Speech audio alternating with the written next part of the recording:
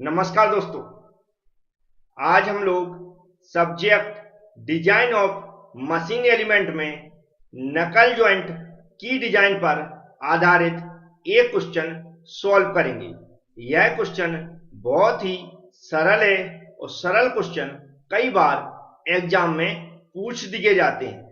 यदि हम ओसीबीसी सिलेबस की बात करें तो उसमें इस तरह का क्वेश्चन नहीं पूछा गया है। यह क्वेश्चन मैंने लिया है जो आपकी RS खुरमी की मशीन डिजाइन की बुक है, उसमें से आप उसमें से इसको चेक कर सकते हैं।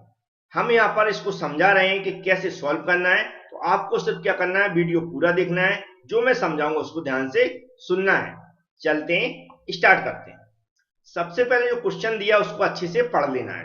क्वेश्चन में लिखा है डिजाइन एंड नकल जॉइंट।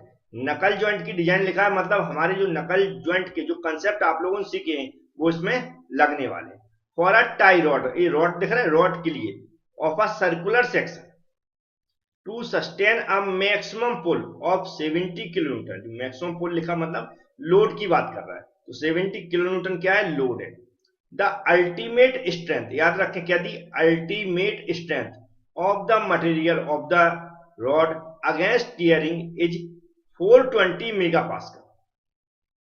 आगे दिया है the ultimate tensile and shearing strength of the pin. Pin के लिए दिया, याद रखें यहाँ पर पिन के लिए, यहाँ पर रॉड की, ये रॉड के लिए यहाँ पर क्या दिया, अल्टीमेट टेंसाइल स्ट्रेंथ दी है। इधर जो ultimate tensile strength and shear strength जो दी गई वो किसके लिए, पिन के लिए दी गई। तो दोनों में अलग अलग उसने लिख के रखा, तो क्लियर आप पढ़ के चलें। Are 510 mega pascal and 396 mega pascal, मतलब जो पिन के लिए अल्टीमेट टेंसाइल स्ट्रेंथ है 510 दी गई है और शियर स्ट्रेंथ कितनी, 396 दी गई। Determine the tie rod section, tie rod है जो सेक्शन है उसको हमें डिटरमाइन करना है, उसको डिजाइन करना है। एंड पिन सेक्शन, और पिन सेक्शन। आगे लिखा take factor of safety, factor of safety FOS दी गई 6। तो कुछ नया है, इसको मैं जैसे जैसे स्टेप बाय स्टेप सॉल्व करूंगा, आप बिल्कुल देखना है ध्यान से और सुनना है। सबसे पहले जो डाटा गिवन है उसको नोट करेंगे।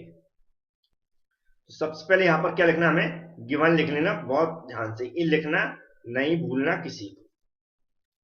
हमने ये यहां पर देख रहा है 70 किलोमीटर लोड, लोड को हम क्या कर सकते हैं, P से भी नोटेट कर सकते हैं, W से भी कर सकते हैं और F से भी कर सकते हैं।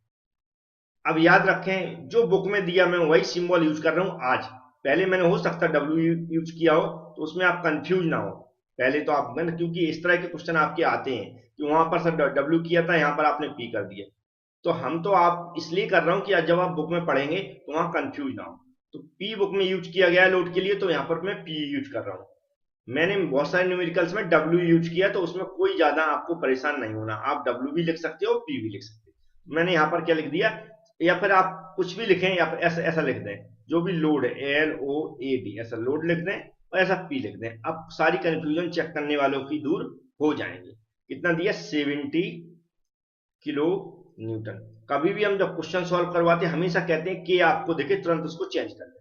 तो यदि 70,000 में के को हटाएंगे तो 1000 का मल्टीप्लाई होगा, तो इसमें 1000 का मल्टीप्लाई होगा तो कितना हो जाएगा, ये 70,000 हो जाएगा, और ये क्या बन जाएगा, न्यूटन बन जाएगा। नेक्स्ट यहां पर देखो रॉड के लिए याद रखें, रॉड के लिए क्या लिखेंगे, अल्टीमेट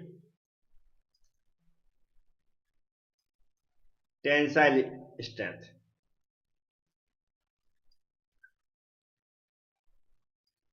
कैसा ब्रैकेट में हम लिख सकते हैं, फॉर रॉड, रॉड भी लिख देते हैं जिससे आपको क्लियर हो जाए, फॉर रॉड। अब ब्रैकेट में हम क्या लिखेंगे, इसमें सिग्मा लिखेंगे, यू से अल्टीमेट हो गया, टी से टेंसाइल हो गया। इक्वल में कितना दिया यहां पर आप देखेंगे, 420 दिया है, 420 मेगा पास्कल। अब मेगा पास्कल को हमने कई बार बताया, कभी भी न्यूटन पर mm स्क्वायर में चेंज करना पड़े तो सेम वैल्यू रहती है। हम यहाँ पर क्या लिख देंगे, 420 न्यूटन पर mm स्क्वायर। तुरंत चेंज करके रख लें, क्या हो गया, अल्टीमेट टेंसाइल स्ट्रेंथ कितना होगा, 420 मेगा पास्कल। इसको हमने चेंज कर दिया 420 न्यूटन पर mm स्क्वायर। नेक्स्ट दिया यहाँ पर अल्टीमेट टेंसाइल और शियर स्ट्रेंथ। तो इनको भी उतार लेते हैं, जैसे कि पहले टेंसाइल स्ट्रेंथ दिया, लेकिन पिन के लिए हम यहाँ पर, और पिन के लिए ऐसा लिख देते हैं डायरेक्ट। पिन के लिए क्या दिया है यहाँ पर, सिग्मा, सिंबल डायरेक्ट लिख रहा हूं मैं, सिग्मा और you ultimate tensile strength equal कितना दिया, 510 मेगा पास्कल। इसको हम चेंज करेंगे तो क्या हो जाएगा, 510 न्यूटन पर mm स्क्वायर सेम वैल्यू रहती है। फिर क्या हो जाएगा यहाँ पर टाउ, इस तरह टाउ लिखते शियर स्ट्रेस। अब शियर स्ट्रेस सिंगल दिया है, इसको भी हम कैसे लिख सकते हैं, यू और सॉरी यू और ये हो गया अल्टीमेट शियर स्ट्रेस, यू लगा दिया मतलब अल्टीमेट शियर स्ट्रेस। अब यहाँ पर क्या लिख देंगे, कितना दिया 396 क्या दिया मेगा पास्कल। इसको भी हमें चेंज करना पड़ेगा तो क्या लिख देंगे हम 396 न्यूटन पर mm स्क्वायर। ये हो गया डाटा। और FOS फैक्टर ऑफ सेफ्टी दिए कितनी, 6 दिए, जो आप देख सकते हैं यहाँ। अब याद रखें मैक्सिमम क्वेश्चन हमने कैसे पढ़े, उसमें डायरेक्ट टेंसाइल स्ट्रेस दिया रहता है और शियर स्ट्रेस दिया जाता है और क्रैशिंग स्ट्रेस दिया था। यहाँ पर क्रैशिंग स्ट्रेस की बात नहीं की गई, तो क्रैशिंग स्ट्रेस की जब बात नहीं की गई तो उसको कैलकुलेशन में हम शामिल नहीं करेंगे। मतलब जो स्टेप हमारे डिजाइन में है, जिस स्टेप में क्रैशिंग स्ट्रेस है उस स्टेप को हम सॉल्व नहीं करेंगे, पहली बात आपको बिल्कुल याद रखना है। लेकिन हम शियर स्ट्रेस और हमारा टेंसाइल स्ट्रेस कैसे निकालेंगे, तो फैक्टर ऑफ सेफ्टी कैसा, यहां पर क्या लिखेंगे, we know that FOS factor of safety का फॉर्मूला आप लोगों ने पढ़ा होगा, नहीं पढ़ा हो तो इस पर मैंने लेक्चर दिया है, उसको आप पूरा पढ़ना, समझ में आ जाएगा। इसका जो फॉर्मूला होता अल्टीमेट टेंसाइल स्ट्रेंथ, क्या होता, सॉरी अल्टीमेट टेंसाइल, तो ये फॉर्मूला होता मैंने लिख दिया है FOS का, ultimate tensile strength. Ultimate tensile strength में चाहे वो शियर स्ट्रेस हो या फिर टेंसाइल स्ट्रेस हो या कंप्रेसिव स्ट्रेस हो।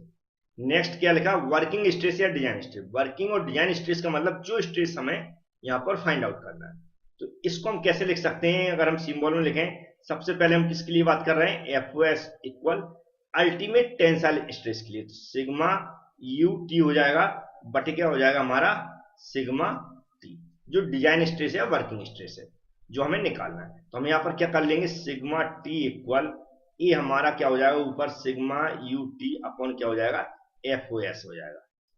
FOS है, अब इसमें वैल्यू रख देते हैं। सिग्मा UT की वैल्यू हम देख रहे हैं कौन सी लेने, रॉड के लिए। पहले हम किसके लिए बात कर रहे हैं, रॉड के लिए।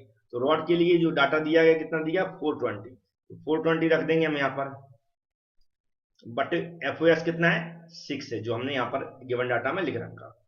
इसका इसमें भाग देंगे तो कितना हो जाएगा 70, और यूनिट क्या लिखेंगे जो हमने कन्वर्ट करके लिखी न्यूटन पर mm स्क्वायर।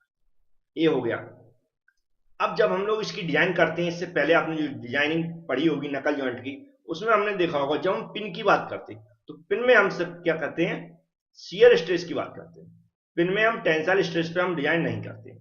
नहीं है तो आप चेक कर सकते हैं, जो डिजाइनिंग आप इससे पहले पढ़ चुके। तो हम इसकी कोई भी हम ज्यादा बात करने वाले नहीं है, जिसकी हमें जरूरत है सिर्फ हम इसकी जरूरत है तो इसी की बात कर देते हैं। इसकी जरूरत है, सेम फॉर्मूला लगेगा, क्या हो जाएगा यहाँ पर, अगर मैं डायरेक्ट लिखना चाहूँ इसको यहाँ पर इसको डायरेक्ट, या फिर आप पूरा फॉर्मूला भी बना के लिख सकते हैं। FOS इक्वल क्या हो जाएगा, क्या sorry tau ultimate shear stress हो जाएगा, और नीचे क्या हो जाएगा हमारा शियर स्ट्रेस हो जाएगा। हमें शियर स्ट्रेस निकालना है तो क्या हो जाएगा टाउ और अल्टीमेट वाला सिंबल लगाते हैं यहाँ पर, बटे में क्या हो जाएगा यहाँ पर FOS हो जाएगा।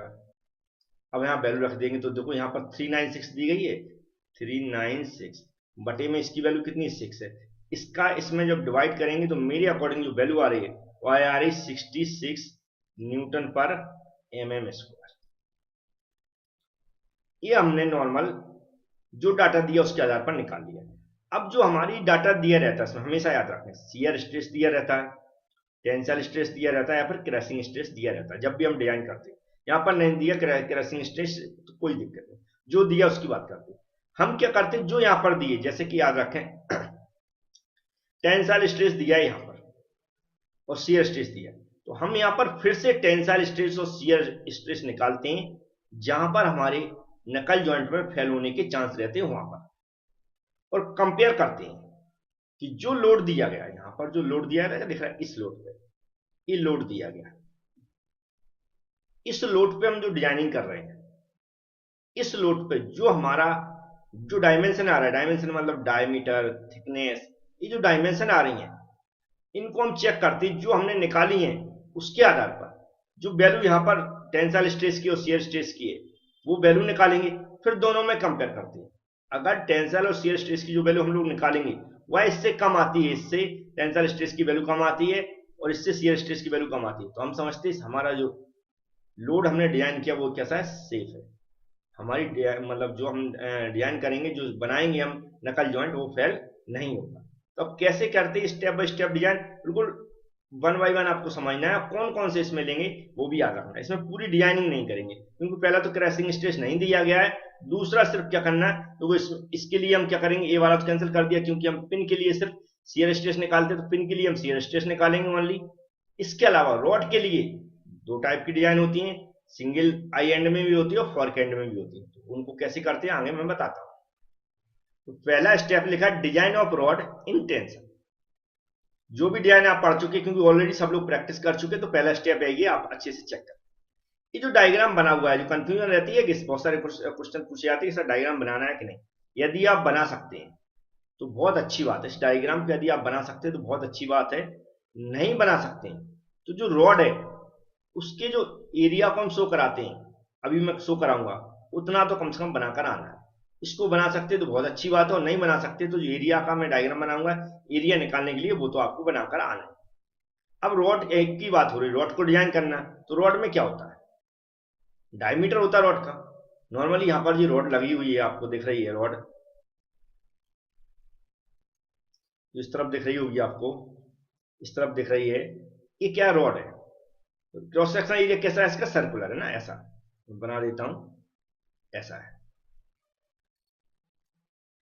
ऐसा है। इस डायग्राम को आपको कौन सा बना लेंगे, और यहां से बिल्कुल एंड से आप डॉट डॉट लाइन डालेंगे ऐसा, और यहां से इधर से डाल देंगे।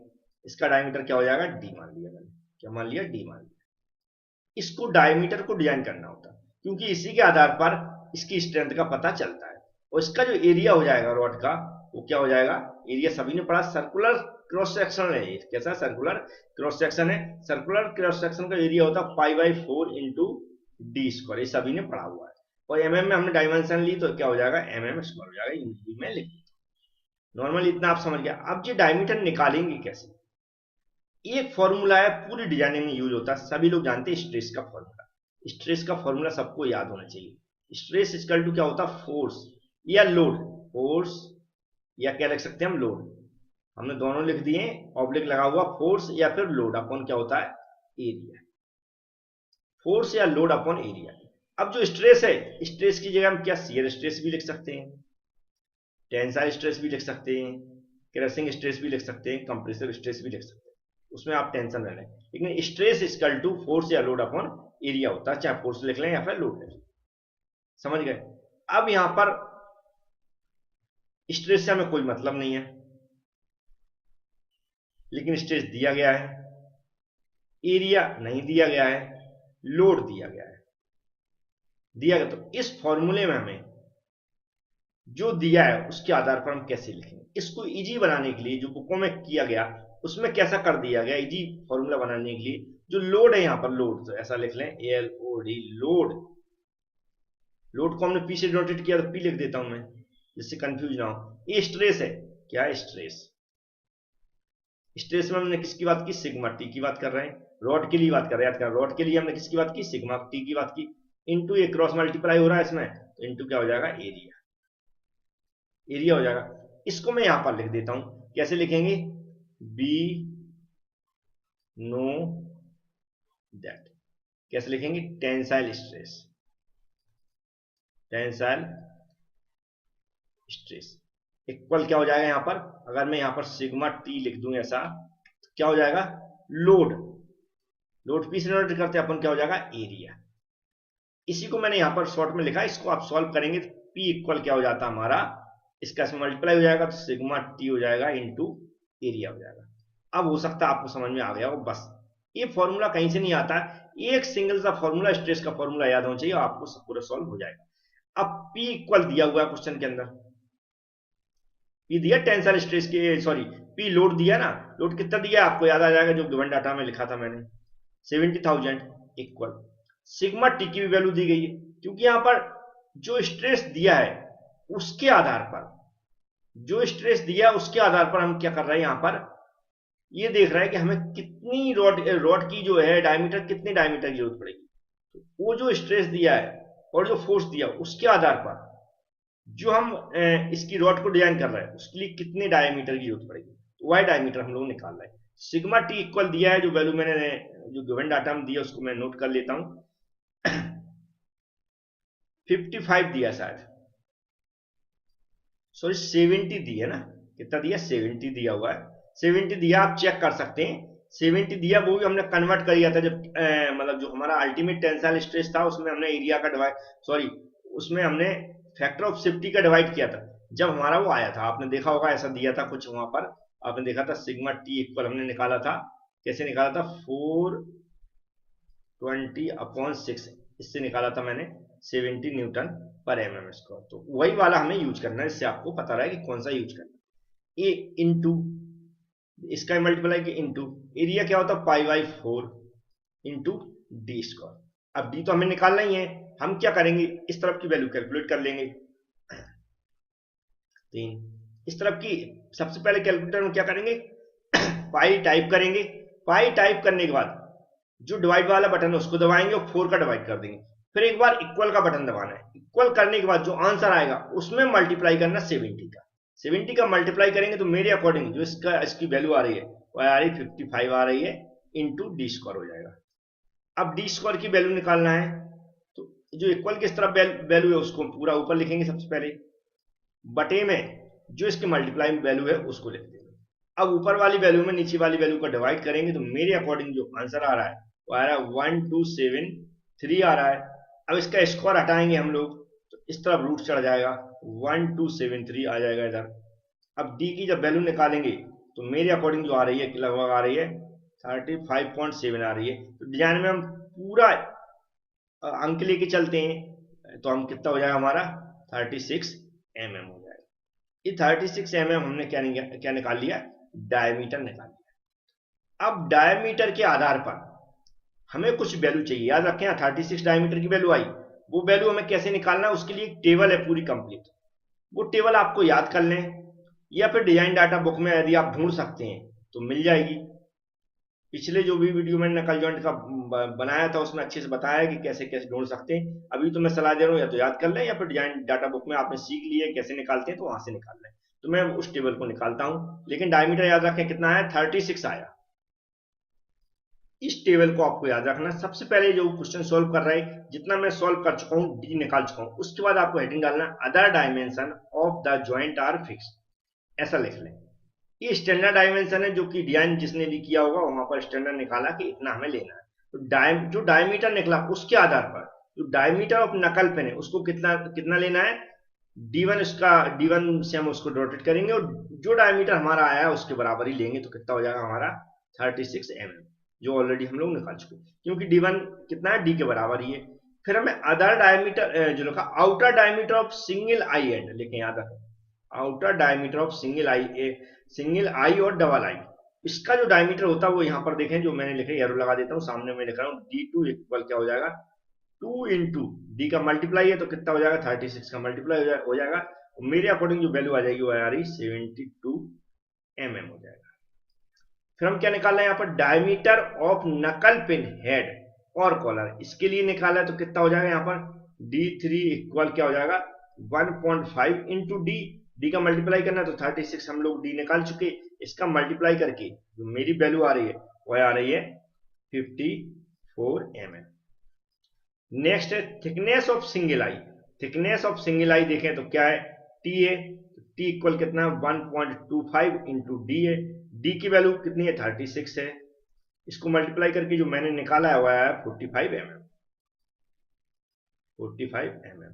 नेक्स्ट है ये देखेंगे कितना thickness of fork, thickness of fork है वह कितनी है T1 से डॉटेड करते हैं इसको तो T1 की जो वैल्यू आ रही है वह कितनी है 0.75 इंटू डी हो जाएगा, डी मतलब 36 कर दें यहाँ पर 30 यहाँ पर कितना लिख देंगे 36 के इसमें मल्टीप्लाई करेंगे तो मेरे अकॉर्डिंग आ रहा है 27 mm आ रहा है।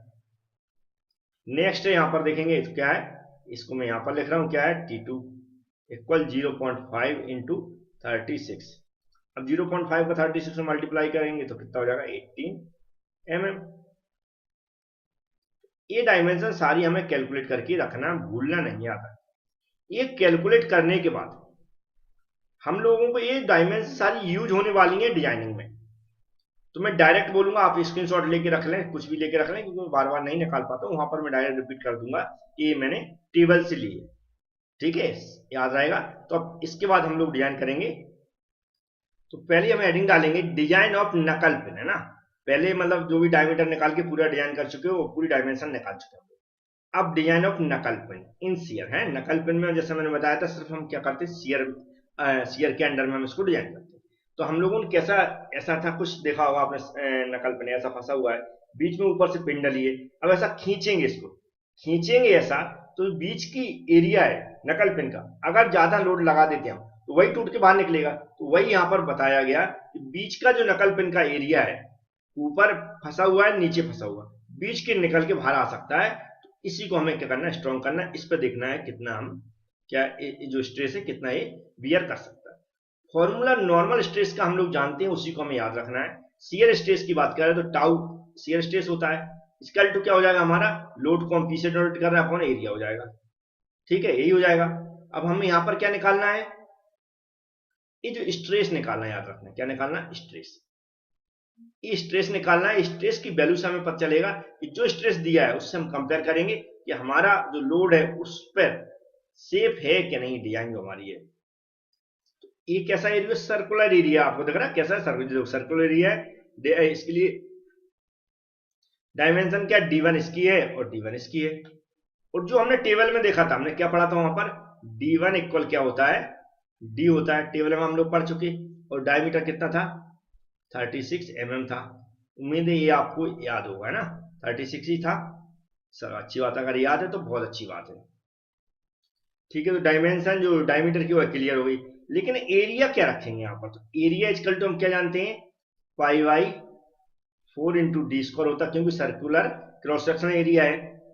अब ये यहाँ पर देख रहा है, देखो ऊपर से टूट रहा है, नीचे से टूट रहा है, तो एक तो इसका जो एरिया है, दूसरा इसका ऊपर का भी एरिया होगा, इसका भी एरिया होगा, दोनों को स्ट्रॉन्ग करना पड़ेगा। तो एरिया क्या हो जाएगा, डबल हो जाएगा। तो इस एरिया को हम लोग क्या लिख देंगे, A equal 2 into pi by 4 into D square. मतलब एरिया में हमें ए वाला एरिया इतना पूरा लेना है, क्योंकि ये डबल ऊपर और नीचे दोनों तरफ क्या हो रहा है, शेयरिंग हो रही है। तो हम लोग यहाँ पर क्या लिखेंगे, हमें निकालना क्या, शियर स्ट्रेस निकालना है। तो टाउ इक्वल टू क्या, यहाँ पर लिखें अच्छे से, be know that shear stress, ऐसा अच्छे से लिख सकते हैं। टाउ इक्वल क्या हो जाएगा हमारा, लोड अपॉन एरिया हो जाएगा। लोड कितना दिया हमारा, 70,000 दिया है, ऑलरेडी पता है। एरिया क्या हो जाएगा यहाँ पर, 2 into pi by 4 into D square. बस वैल्यू पुट कर लें यहाँ पर, कितना हो जाएगा, बटे 2 into pi by 4 into D की वैल्यू रखने, कितना हो जाएगा यहाँ पर, 36 का स्क्वायर हो जाएगा। फिर यहां से हम आगे सॉल्व कर देता हूं, टाउ इक्वल ऊपर की वैल्यू जैसी की तैसी रहने दें, बटे क्या हो जाएगा यहाँ पर, इसको पूरी वैल्यू को सॉल्व करना, एक ही बार में कैलकुलेट हो जाएगी। सबसे पहले क्या करेंगे आप, कैलकुलेटर के अंदर 36 टाइप करेंगे, उसका जो एक्स स्क्वायर बना हुआ उसको दबा देंगे तो इस पे स्क्वायर चढ़ जाएगा। फिर इक्वल का बटन दबाएंगे, जो भी इसका आंसर आएगा, फिर मल्टीप्लाई का बटन दबाएंगे, फिर मल्टीप्लाई का बटन दबाने के बाद शिफ्ट दबा के हम पाई दबा देंगे, फिर हम इक्वल का बटन दबाएंगे, फिर जो आंसर आएगा उसमें हम क्या करेंगे, मल्टीप्लाई का बटन दबा के 2 का मल्टीप्लाई कर देंगे, फिर इक्वल का बटन दबाएंगे, फिर जो आंसर आएगा उसमें हम 4 का डिवाइड कर देंगे। इस तरह आपको स्टेप टू स्टेप चलना है, तो आंसर आपका गलत नहीं होगा। मेरे अकॉर्डिंग जो आ रहा है इसका आंसर 2036 आएगा। मतलब ये पूरी वैल्यू सॉल्व करके हमने नीचे रख दी है। अब ऊपर वाली वैल्यू में नीचे वाली वैल्यू का जो डिवाइड कर रहा है मेरे अकॉर्डिंग वह आ रहा है लगभग 34.4 न्यूटन पर mm स्क्वायर। और आप उससे कंपेयर करेंगे जो शियर स्ट्रेस दिया है, तो हमें लगता है ये सेफ है डिजाइन, क्योंकि ये कम आ रहा है शियर स्ट्रेस जो दिया है उससे। तो ये हो गया पहला स्टेप। अब चलते हैं सेकेंड स्टेप पर। अब यहां पर आप देखेंगे बहुत सारे स्टेप छूटे हुए हैं, आपको पहले मैंने समझा दिया हम किसकी बात कर रहे हैं, जहां पर रॉड रॉड की बात कर रहे हैं, जहां पर रॉड लगी हुई हो वहीं पर डिजाइन की बात कर रहे हैं। तो जो सिंगल आई एंड है उस पर भी रॉड है, और जो फोर्क एंड है उस पर भी रॉड है, और सिर्फ टेंसाइल की बात कर रहे हैं क्योंकि हमारा क्रशिंग स्ट्रेस नहीं दिया गया, तो उसके कोई भी स्टेप हम लोगों ने डिजाइन में शामिल नहीं किए हैं। और शियर स्ट्रेस सिर्फ पिन की बात की उसने, तो पिन के लिए हमने शियर स्ट्रेस स्टार्टिंग में डिजाइन कर दिया है, तो वो भी आप समझ गए। अब सिंगल आई एंड के लिए जो रॉड है, इसके लिए हम देखेंगे कि जब इस पे हम टेंसाइल, जब इसको खींच रहे हैं ऐसा बाहर की ओर खींचेंगे, तो इसका सिंगल आई एंड का जो वीक एरिया होता है, ए वाला होता है जहां पर पिन लगती है, तो इसका ए वाला एरिया है, जो ए वाला एरिया है, ये हमारा क्या हो सकता है, फेल हो सकता है। यदि फेल होगा तो इसका जो एरिया अगर हम बाहर निकाल के देखें, तो ये जो एरिया आपको दिख रहा है हैचिंग वाला, ये समथिंग ऐसा होगा, ये एरिया होगा, क्योंकि बीच में कैसा होलो है, बीच में कैसा होलो है, और आसपास कैसा है हमारा सॉलिड है। तो जो हमने इसके डायमीटर माने, तो अंदर का डायमीटर हमें पता है क्या, पिन का भी निकाले थे हम लोग, क्या था D1 था, तो हमने यहाँ पर लिख दिया D1। इसका एरिया कितना लिख दिया मैंने, इसका डायमीटर कितना लिख दिया, D1 लिख दिया, आपको दिख रहा होगा। और जो कंप्लीट इसका जो बाहरी डायमीटर हुआ है उसको मैंने किससे डिनोटेट किया, D2 से किया हुआ है। क्या है बाहरी जो डायमीटर, इसको किससे डिनोटेट किया, D2। एक कहाँ का डायमीटर है, यहाँ से और यहाँ तक का, याद रखिए D2 हो गया। अब जो थिकनेस है इसकी मोटाई भी कुछ, तो थिकनेस को हमने क्या मान लिया, टी मान लिया। तो ये पूरा जो एरिया है उसकी डायमेंशन मैंने यहां पर लिख दी है। हमें क्या निकालना, टेंसाइल टेंसाइल स्ट्रेस निकालना। टेंसाइल स्ट्रेस को हम कैसे, सिग्मा टी से डॉटेड करते हैं, फॉर्मूला वही सेम है, लोड है या फोर्स अपॉन एरिया हो जाएगा। लेकिन हम यहाँ पर क्या है, एरिया को यहाँ पर लोड कितना हो जाएगा, जो दिया है ऑलरेडी वही हो जाएगा। सिग्मा टी निकालना है, एरिया हमें डिजाइन करना है, तो एरिया के लिए हो जाएगा, जो फॉर्मूला बनेगा क्या हो जाएगा यहाँ पर, 5/4 हो जाएगा, सॉरी चलो यहाँ पर ये क्या है, रेक्टेंगुलर एरिया दिख रहा होगा है ना, ये क्या है, रेक्टेंगुलर टाइप का है, तो इसका रेक्टेंगुलर जो क्रॉस सेक्शन एरिया हो किसी का, उसके लिए क्या होता है, लेंथ इनटू विड्थ होती है। तो यहाँ पर देख रहा है ए क्या हो जाएगी, इसकी विड्थ हो जाएगी, ये ऊंचाई हो जाएगी। तो यहाँ पर जो हाइट है कितनी हो जाएगी, टी। और लेकिन जो यहाँ से यहाँ तक है, आपको मैं थोड़ा नीचे कर देता हूँ, वैसे हम लोग ऐसे क्वेश्चन सॉल्व करें, जो यहाँ से यहाँ तक है, यहाँ पर देख रहा है बीच में होलो एरिया भी, ये देख रहा है ये होलो एरिया भी, यहाँ से यहाँ तक क्या है, होलो है। तो जो पूरा डायमीटर यहाँ तक D2 माना है मैंने, लेकिन ये जो बीच का होलो है उसको तो मैंने निकालना पड़ेगा, क्योंकि उसके लिए थोड़ा ना हमें वैल्यू निकालना है, वैल्यू सॉलिड सॉलिड के लिए निकालना है। तो इसके लिए हम जब निकालेंगे तो क्या हो जाएगा, D2 जो बड़ा डायमीटर उसमें से हम होलो जो डायमीटर उसको माइनस कर देंगे। ये हो गई हमारी ए वाली पूरी यहाँ से यहाँ तक की डायमेंशन, उसकी चौड़ाई या थिकनेस इनटू क्या हो जाएगी, टी हो जाएगी। तो ये हमारा एरिया हो जाएगा रेक्टेंगुलर क्रॉस सेक्शन के लिए। अब बस हमें वैल्यू रखना है और इसका आंसर निकालना है। तो कैसे निकालेंगे मैं यहाँ पर समझा देता हूं। हमें क्या, सिग्मा टी की जगह सिग्मा टी, फिर से हमें वही लिखना, we know that tensile stress equal sigma T equal क्या होता है, लोड अपॉन एरिया होता है। बस हमें वैल्यू रख देना है। पी की वैल्यू कितनी दी गई, 70,000। जो क्वेश्चन में बोला है इस लोड पर हमें डिजाइन करना है, और नीचे एरिया हो जाएगा जो यहाँ पर निकाला मैंने उसको रख दें आप, D2 माइनस D1 हो जाएगा, इंटू क्या हो जाएगा, इंटू टी हो जाएगा। अब बस हमें यहाँ पर वैल्यू रख लेना, सिग्मा टी इक्वल क्या हो जाएगा, ऊपर की वैल्यू जैसी तैसी लिख दें, बटे D2 D1 की वैल्यू कहां से लेंगे, याद रखें जो टेबल हमने बनाई थी वहां से D1 D2 की वैल्यू लेना है, वहीं से याद रखें, उसको आप भूले नहीं। D1 D2 की जो टेबल बनाई थी वहीं से लेना है। तो D1 और D2 की जो वैल्यू थी हमने देखा था, D2 की वैल्यू थी शायद 72 और D1 की थी 36। ये आपको याद आ गया होगा। इंटू नहीं है तो टेबल फिर रिपीट करके देख लें। और जो टी है उसकी वैल्यू हम लोगों ने निकाली थी 45। बस इसको हमें सॉल्व कर देना है, 0000 अपॉन इसमें से इसको माइनस करना और 45 मल्टीप्लाई कर देना। तो मेरे अकॉर्डिंग जो वैल्यू आ रही है इसकी, वह आ रही 1620। बस ऊपर वाली वैल्यू में नीचे वाली वैल्यू को डिवाइड कर देना। तो मेरे अकॉर्डिंग जो वैल्यू आ रही है वह आ रही 43.2 न्यूटन पर mm स्क्वायर। अब हम देख रहे थे कि जो टेंसाइल स्ट्रेस जो दिया है क्वेश्चन में, जो हमने निकाला था वह कितना था, 70 न्यूटन पर mm स्क्वायर, उससे कम ही आया। मतलब जो हमारा सिंगल आई एंड है ये भी कैसा है, सेफ है, क्योंकि स्ट्रेस जो लोड दिया उस पर हमारा जो दिया है स्ट्रेस उससे कम निकल रहा है, मतलब ये सेफ है। अब चलते एक लास्ट स्टेप है फॉर्क एंड की, उसको भी कर लेते हैं। ये हमारा failure of the fork and tension. Formula हमारा सेम रहेगा, क्या रहेगा, टेंशन लिखा मतलब टेंसाइल स्ट्रेस की हम बात कर रहे हैं, इक्वल क्या हो जाएगा हमारा, लोड अपॉन क्या हो जाएगा, एरिया हो जाएगा। फॉर्क एंड ऐसा होता है, आपने देखा होगा दूसरा हिस्सा इसका, लेकिन यहाँ पर दिख रहा है इस सिंगल एंड में एक था, यहाँ पर क्या होगा, ये डबल होगा, यार दिख रहा है, ये आपको दिख रहा है डबल होगा। इसकी थिकनेस क्या है, यहाँ पर T1 दी गई, थिकनेस क्या T1, वहां पर क्या थी T, तो T1 की वैल्यू हम कहां से देखेंगे, जो हमने टेबल बनाई थी उसमें T1 की वैल्यू देख लें। अब इसका एरिया कैसे निकलेगा, जैसे देखो ये रेक्टेंगुलर क्रॉस सेक्शन यहाँ पर भी दिख रहा है, रेक्टेंगुलर क्रॉस सेक्शन का एरिया आपने इससे पहले बता चुका हूं, तो यहाँ पर भी बता देता हूं, तो एरिया ए इक्वल, किसी एक का बता रहा हूं, याद रखें, किसी एक का हमने क्या बताया था, जो बाहरी डायमीटर है D2, इसमें से जो होलो, जो खोखला जो बीच में दिख रहा है पिन वाला है, ये खोखला वाला, इसको माइनस कर देना है D1, और थिकनेस का मल्टीप्लाई कर देना है, थिकनेस का क्या कर देना, मल्टीप्लाई कर देना है, तो T1 हो जाएगा।